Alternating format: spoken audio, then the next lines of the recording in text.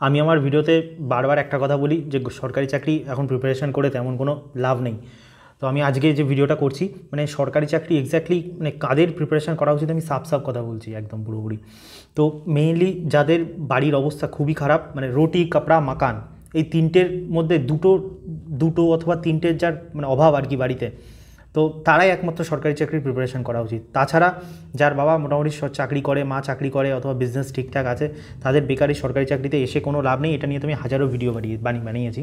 তবে আমি একটা ভিডিও করছি মানে এক্স্যাক্টলি কীরকমভাবে আজকের যুগেও গভর্নমেন্ট, আমি রাজ্য সরকারের কথা বলতে পারছি না, আমি সেন্ট্রাল গভর্নমেন্ট নিয়েই বলছি। সেন্ট্রাল গভর্নমেন্টের যে জবগুলো আছে আজকের যুগেও মানে কোনো যদি মাধ্যমিকে পড়া বাচ্চা, হ্যাঁ মাধ্যমিক থেকেই আমি স্টার্ট করছি তার পিছনে রিজন আছে। কোনো ধরুন তুমি যদি মানে এই ভিডিওটা কিন্তু প্যারেন্টসদের জন্যে, আর যারা মানে আর কি এখন 9-এ পড়ে, 10-এ পড়ে বা 11-12-এ পড়ে বা কলেজে ফার্স্ট ইয়ার, তাদের জন্য খুব গুরুত্বপূর্ণ। বা তোমার যদি ভাই কেউ থাকে তাদেরকে এই ভিডিওটা শেয়ার করতে পারো।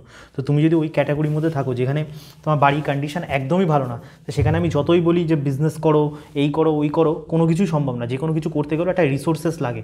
তো মানে সরকারি চাকরি হলো এমন একটা আর কি মানে মাধ্যম যেখানে আর কি বলে মানে 100 টাকার ফর্ম ফিল আপ আর 1000 টাকার বই কেউ যদি কিনে ভালো করে পড়ে, মানে মানে সত্যিকারের পড়াশোনা যদি সব সঠিকভাবে স্মার্ট ওয়েতে করে, আজকের যুগেও গভর্নমেন্ট চাকরি পাওয়া সম্ভব।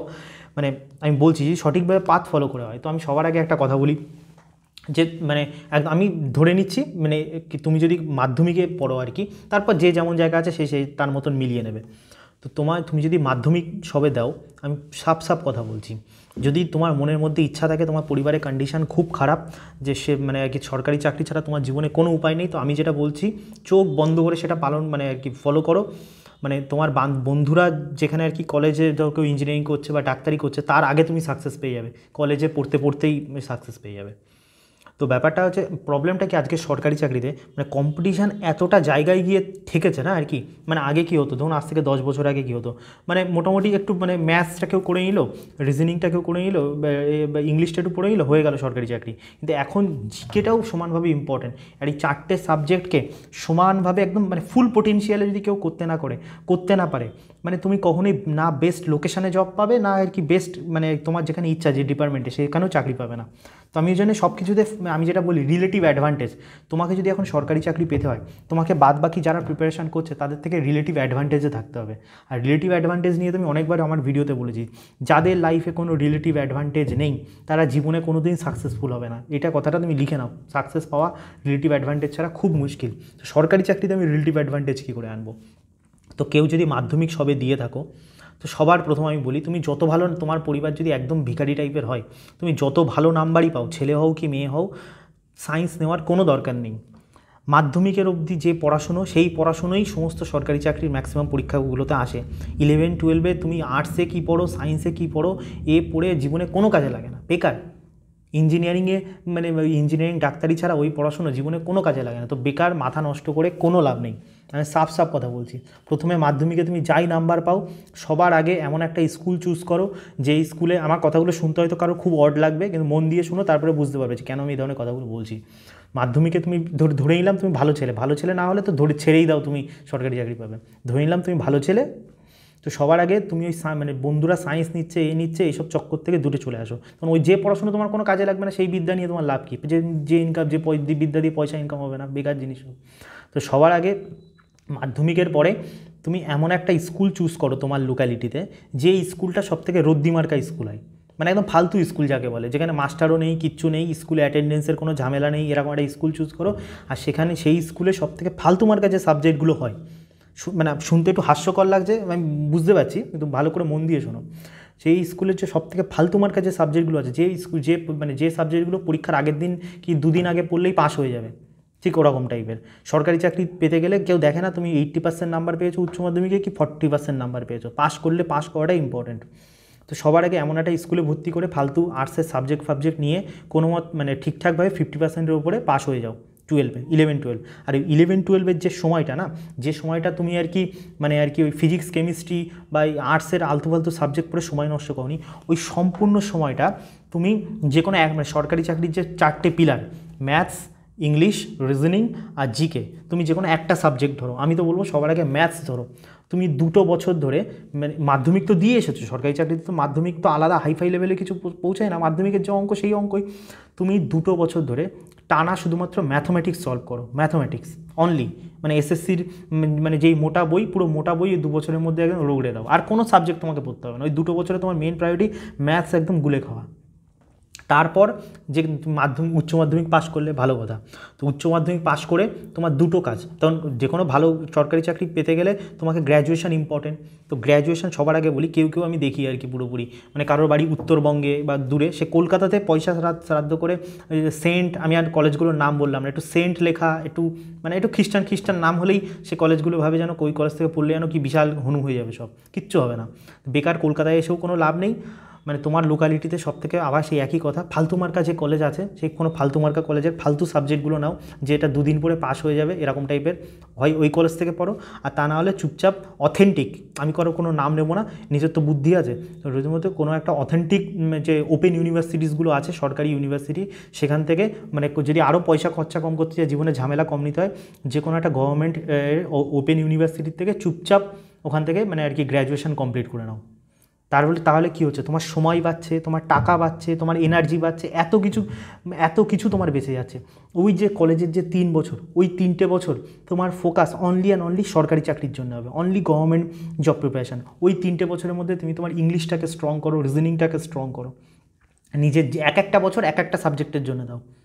তুমি তাহলে বুঝতে পারছো, যেখানে তোমার মানে যেখানে তোমার বন্ধুবান্ধব প্রথমে আর কি মানে কি বলে সায়েন্স নেবো করে মানে সময় নষ্ট করেছে, যেখানে তারা ওই সায়েন্স নিয়ে মানে কিছুই করতে পারবে না মানে আর কি, তারপর সেই মানে ভালো কলেজে পড়ে ওই কলেজের যে আলতু ফালতু সাবজেক্টগুলো পড়ে সময় নষ্ট করেছে, তারা যখন মানে কলেজ থেকে পাস আউট হবে তারপর তারা চিন্তা করবে যে জীবনে আমি কোন পথে যাব। কেউ ভাববে সরকারি চাকরি করব, তারা তখন থেকে শুরু করবে সরকারি চাকরি। আর তুমি সরকারি চাকরির প্রিপারেশান শুরু করেছো মাধ্যমিক থেকে, মানে একবার ভাবতে পারছো, মানে কলেজের 3 বছর আর 11-12-এর 2 বছর, 5 বছর তুমি তোমার সরকারি চাকরির প্রিপারেশানটাকে একদম শার্প করার জন্য তুমি দিয়েছো। মানে কলেজ থেকে তুমি যখন পাস আউট হবে আর তোমার বন্ধু যে একদম সায়েন্স নিয়ে পড়েছে, হাইফাই কলকাতার কলেজ থেকে পড়েছে, আর তুমি একদম নর্মাল কলেজ থেকে পড়েছো, নর্মাল স্কুল থেকে পড়েছো, তুমি রেসে তুমি অলরেডি তার থেকে মানে 500 মিটার না, আমি তো বলবো 5 কিলোমিটার এগিয়ে, 5 কিলোমিটার তুমি রেসে এগিয়ে। সে যদি 1000 ব্রেনিও হয়, সেও মানে আর কি তোমাকে আর কি ধরতে পারবে না, এত পরিমাণে তুমি রেসে এগিয়ে আছো। এত পরিমাণে যদি রেসে এগিয়ে থাকো, রিলেটিভ অ্যাডভান্টেজ লাইফে থাকে, তাহলেই আজকের যুগে তুমি সরকারি চাকরি মানে পেতে পারো। আর একটা কথা বলি, সরকারি চাকরি প্রিপারেশান করার জন্য যেটা সবথেকে বড় ভুল, যেটা আমিও করেছিলাম বা অনেকেই করে, আমাদের না সবার আগে মানে সবার প্রথম টার্গেট হয় কি, যে একদম টপ লেভেলের একদম হাইফাই চাকরিটা প্রথমেই WBCS, প্রথমেই UPSC। This is very wrong strategy. সবার প্রথম তোমার টার্গেট হওয়া উচিত আগে নর্মাল কোনো একটা জব টার্গেট করি, নর্মাল যে কোনো গভর্নমেন্ট জব, মানে group C group D job target করি।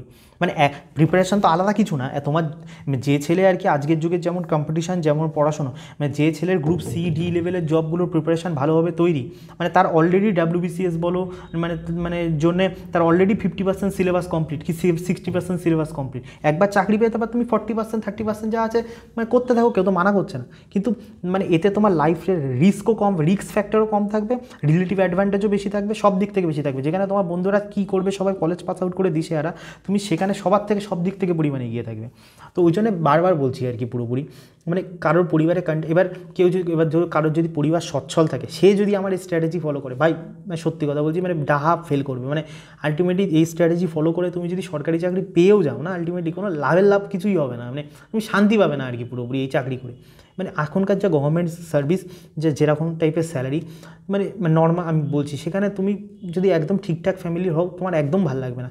যাদের পরিবারে একদম কন্ডিশন খারাপ, যাদের আর কোনো সেকেন্ড অপশানই নেই লাইফে, তারা যদি এই স্ট্র্যাটেজি ফলো করে, মানে তারা বললাম তো মানে সবার থেকে মানে আর কি মানে এগিয়ে যাবে। তো আমি চাই এই ভিডিওটা আর কি, যারা সত্যিকারের তোমার যদি ফ্যামিলিতে, বন্ধুদের মধ্যে, রিলেটিভসদের মধ্যে সেরকম কেউ নিডি থাকে, তাদেরকে এই ভিডিওটা শেয়ার করো। আর একটা কথা বলি, গভর্নমেন্ট জব পাওয়ার যেটা মানে ITI, মানে আমরা এই জিনিসটা বারবার ইগনোর করি কেন আমার মাথায় আসে না। মানে আজকে দেখো তোমার লাইফে কাজ নিজের অপশান বাড়ানো, নিজের রিলেটিভ অ্যাডভান্টেজ বাড়ানো। তো গভর্নমেন্ট জবই যদি পেতে হয়, তার সবার আমি বলি মানে আর কি আইটিআই করা ভীষণ ইম্পর্ট্যান্ট আজকের যুগে। তুমি যদি লাইফে নিজের অপশান বাড়াতে চাও, তুমি যদি তোমার যদি আইটিআই করা থাকে না, ধরো তুমি একটা গ্র্যাজুয়েশন কোনো মতে ওই করে নিলে মানে ওপেন ইউনিভার্সিটি থেকে, তুমি যদি তার সাথে মানে আইটিআই যদি কমপ্লিট করতে পারো না, তোমার চাকরির কম্পিটিশান আরও পরিমাণে বেড়ে যাবে। তুমি আইটিআই করা থাকলে তুমি গ্রুপ ডিতে মানে রেলওয়েজের যে এক্সামগুলো হয়, তুমি গ্রুপ ডিতে আর কি রিজার্ভেশন পাবে।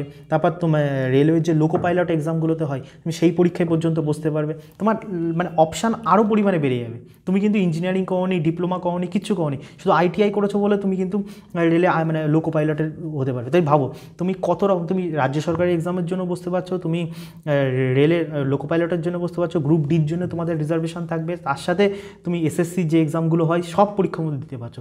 আর তার সাথে যদি তোমার চোখ ভালো থাকে, তোমার যদি হাইট ঠিকঠাক হয়, তাহলে পুলিশের এক্সামগুলোও দিতে পারছো। বা আইস, রেলে যেমন আইস খুব ম্যাটার করে আর কি, সেই মানে তোমার অপরচুনিটি বাকি সব বন্ধুদের থেকে কত পরিমাণে বেড়ে আছে।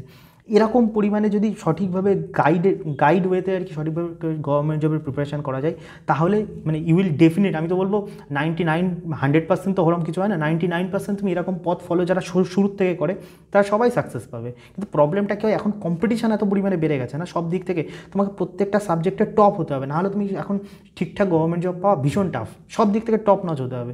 এখন প্রবলেম কী হচ্ছে, লোকে কলেজ পাস আউট করছে, আরও 2-3 বছর নষ্ট করছে, তারপর ভাবছে আমি সরকারি চাকরি প্রিপারেশান করবো। এটা আজ থেকে যদি 10 বছর আগে কেউ ভাবতো তাহলে ওইভাবে সরকারি চাকরি পাওয়া যায়, কিন্তু এখন ওইভাবে কোচিং সেন্টারগুলো কখনো আমার মতন সাফ কথা বলবে না। আমার তো মনে হয় কেউই এরকম টাইপের ইউটিউবে কখনো কি বলেছে। কিন্তু এইভাবে মানে তুমি যদি কলেজ পাস আউট করে ভাবো তারপরে আমি পড়বো, তুমি অলরেডি রেসে হাজার গুণ পিছিয়ে তুমি রেসে সবার থেকে যদি আগিয়ে থাকতে হয়, তোমাকে এই টিপসগুলো ফলো করতে হবে। I hope you enjoy the video.